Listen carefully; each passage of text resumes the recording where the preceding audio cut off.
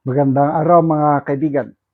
Bigyan natin ng reaction opinion ang pahayag ni Baguio City Mayor Benji Magalong laban sa mga kongresista tungkol sa flood control scam at mga insertions. Update lang muna tayo. Naipadala na natin ang 100,000 pesos para sa Brave 14 Marines. Total po na naipadala natin simula nung nagsimula tayo sa fund drive is 470,000 pesos na po. Salamat sa mga nagpadala at sa mga gusto pang magpadala, open pa ang ating GCash. Ito, pasensya na kayo, balik-baliktad ang number. 0966-265-8480. 0966-265-8480. Ivan Henry Sibog ang pangalan ng ating GCash. Ito, bumanat ulit si Mayor Magalong. Post ng News 5. Back to business sa flood control scam. Dismayado si Baguio City Mayor Benjamin Magalong sa takbo ng investigasyon sa maanomalyang flood control project sa bansa. Sabi niya, frustrating and very disappointing. Senador pa lang ang nagagalaw. Ibig sabihin nagagalaw na pakulong. Jinggoy, Revilla, nakalabas. And then, dalawa lang kasi si Marcoleta, hindi naman flood control yung kanya. Congress, wala. Yung mga congressman, wala pa. Pangiti-ngiti lang sila. Yung iba nga sa kanila, nandyan pa sa impeachment prosecutors dagdag ni Magalong. So sinong nandyan? Loistro, Chua, Ridon. Oo nga, nandyan sila. Yet pa niya, mabagal ang investigasyon.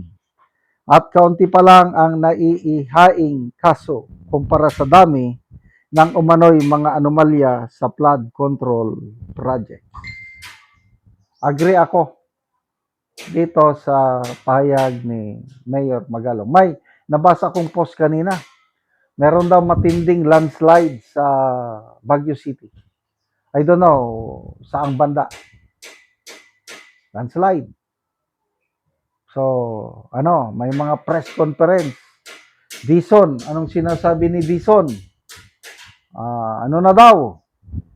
Kitang-kita na daw ang improvement. Improvement sa ano? Saan na ba yung... Here, ito. hanggang ngayon, Dison. marami tayong mga sinimulan na mga intervention sa iba't ibang areas sa Metro Manila at sa iba pang mga lugar, kasama na yung Oplan Contrabaha na ginonch ng ating Pangulo.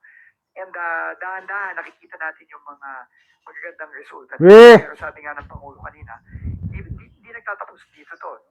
Tuloy-tuloy yung interventions natin at kailangan talaga maisaayos na yung taon at dekadang ng mga hindi maayos na pagsasagawa ng mga flood mitigation interventions. No? Anong gumagana ng mga interventions? Merong lumalabas na mga videos ngayon. Pahayag ng Pangulo, June 26 last year, sa J. Araneta, Quezon City. Anong pinagmamayabang ng Pangulo? Dito sa lugar na ito, palaging binabaha ngayon. Dahil nilagyan natin ng mga tubo na mas malaki pa sa tao ang luwang. Yung anong tawag doon? Diameter. Hindi na yan magbabaha. Yan ang sabi niya last year. Ngayon, lubog sa baha ang J. Araneta. Ano pa? Yung pinagmayabang nilang dalawa ni Dison. Mula daw nung sinimulan yung mga flood control interventions, wala daw baha in 1 year. Kaya ngayon, sinisingil ng taong bayan itong Pangulo natin. And of course, nang dahil yan kay Dizon kasi bulong ni Dizon eh. 1 year, Mr. President, walang baha dahil sa mga interventions natin. Anong walang baha? Grabing baha. Oh. Tapos, ipagmamayabang ni Dizon, ni Claire, na gumagana ang flood control intervention. Sinong maniwala? Ulitin natin ha. Nasabi nga, na-report kanina, alam niyo naman, simula nitong late last year hanggang ngayon, marami tayong mga sinimulan na mga intervention sa iba't ibang areas sa Metro Manila at sa iba pang mga lugar, kasama na yung Oplan Contrabaha na ginaunch ng ating Pangulo. And dahan-dahan nakikita natin yung mga magagandang resulta nito. No? Pero sabi nga ng Pangulo kanina, hindi nagtatapos dito to. No? Tuloy-tuloy yung interventions natin at kailangan talaga maisaayos na yung taon at dekadang ng mga hindi maayos na pagsasagawa ng mga flood mitigation interventions. No? Nasabi nga, na-report. Ang kapal naman ng mukha.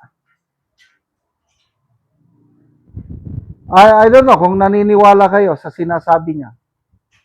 Oh, another example ng kapalpakan ng DPWH. Yung EDSA reblocking. Pinagmamayabang niya last year na matitibay daw yung asfalto na ginamit. Advanced technology ang ginamit.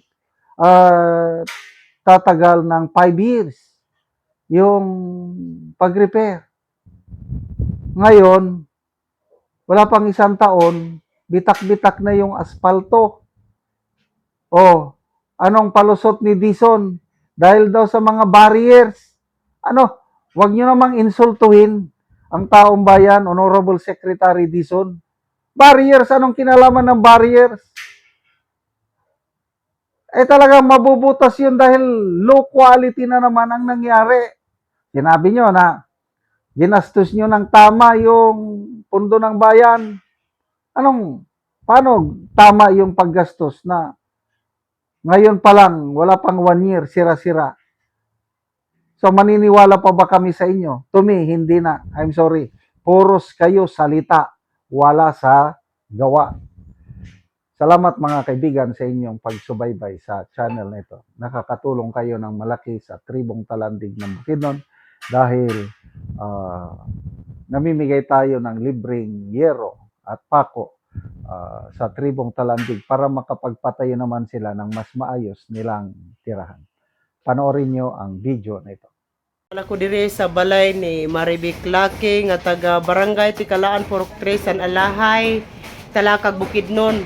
So mo na ni siya ang natabangan og hero kay ang iyang atok mga buslot na.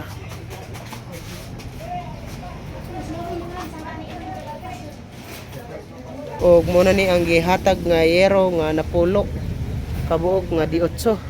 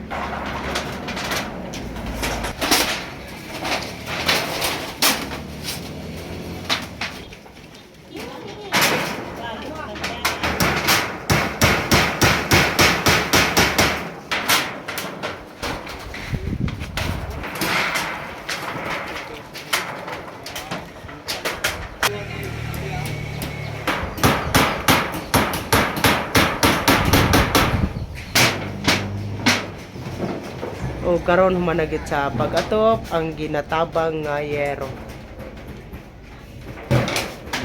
Ang una, salamat sa Ginoo nga dungog niya ang pag-ampo nga dungog ang pag-ampo nga nainabangan niyo sa Oo, so pila na to katuig ang imong atop nga gitanggal, nga gipulihan karon sa gitabang ngayero? 20 na katuig. 20 na to katuig.